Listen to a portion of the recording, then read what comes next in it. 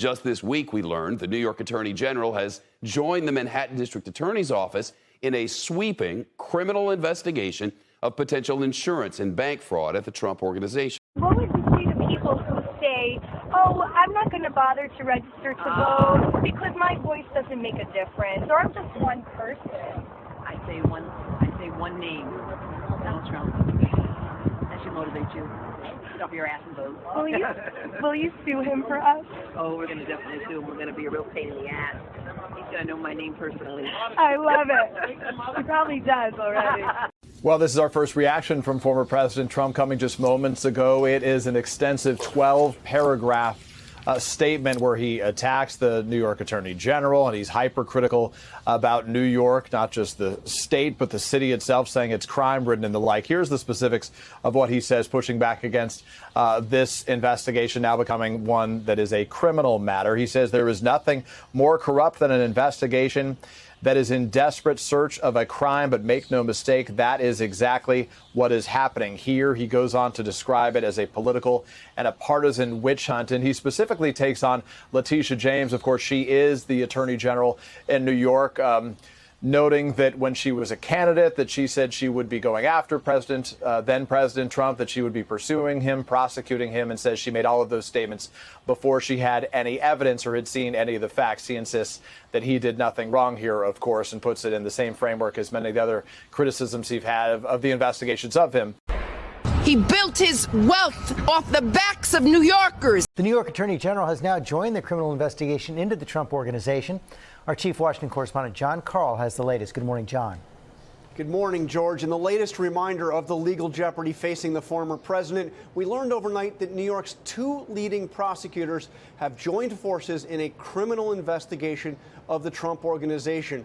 Last night, the New York Attorney General, which had already been investigating the Trump Organization for possible civil charges, announced the move, saying, quote, "We have informed the Trump Organization that our investigation into the organization is no longer purely civil in nature. We are now actively investigating the Trump Organization in a criminal capacity along with the Manhattan DA." The Attorney General gave no indication, George, as to why the move was announced or what exactly they were investigating. But as you remember, it was the New York District Attorney that had a long legal battle with Donald Trump and the Trump Organization that went all the way to the Supreme Court to get Trump's taxes. They did get Trump's taxes and other financial records. There's been no response yet from the former president, but he has called both of these investigations in the past a politically motivated witch hunt. And of course, the Manhattan DA and the New York Attorney General are both Democrats. To focus on Donald Trump and his abuses. We need to follow his money. We need to find out where he's laundered money. All of those transactions have happened here in New York City. Tell this president and every other individual that no one is above the law. So, Neil, let me take a second whack at this. This is New York City and state. Are there any limits on their scope or powers? Can they prosecute for good reason anybody for anything at any time? Well, they've got to be crimes, of course. Well, they've got to be crimes, of course. Well, they've got to be crimes, of course. Well, they've got to be crimes, of course. Individuals who care about, again, going after Donald Trump as illegitimate governor, president of the United States. Individuals who care that he has colluded and that he's violated the emoluments clause. And that basically all that he stands for is in violation of our values and who we are as a people and as a society. So, Graham, what is the alleged criminal activity that the New York Attorney General is looking into?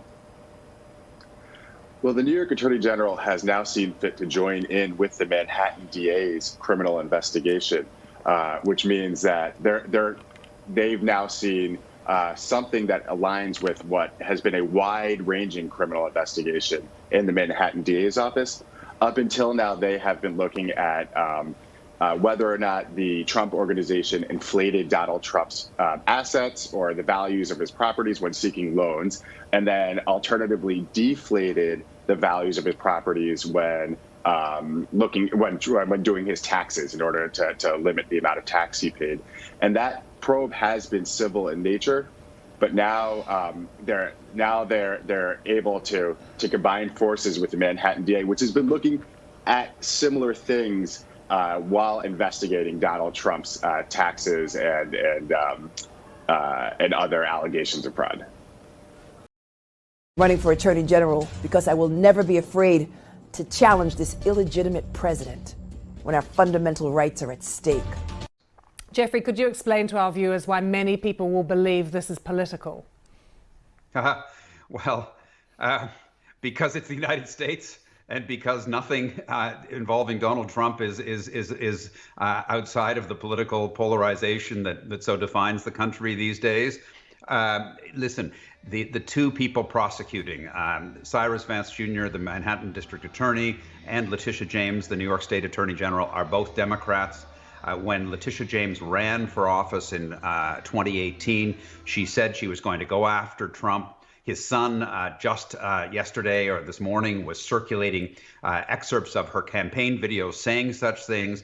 They, of course, are saying this is a fishing expedition. It's a vindictive, it's a vendetta to get him at any cost. We must do our job to ensure that the man currently occupying the Oval Office is held accountable to any and everything he has done. As for those campaign videos with James, her office had no comment. As for those campaign videos with James, her office had no comment. As for those campaign videos with James, her office had no comment. We will not allow this administration, this illegitimate president who sits in the White House. We're going to send a message by marching to the polls in our high heels and even backwards. And the days of this president are numbered because of the power of hate.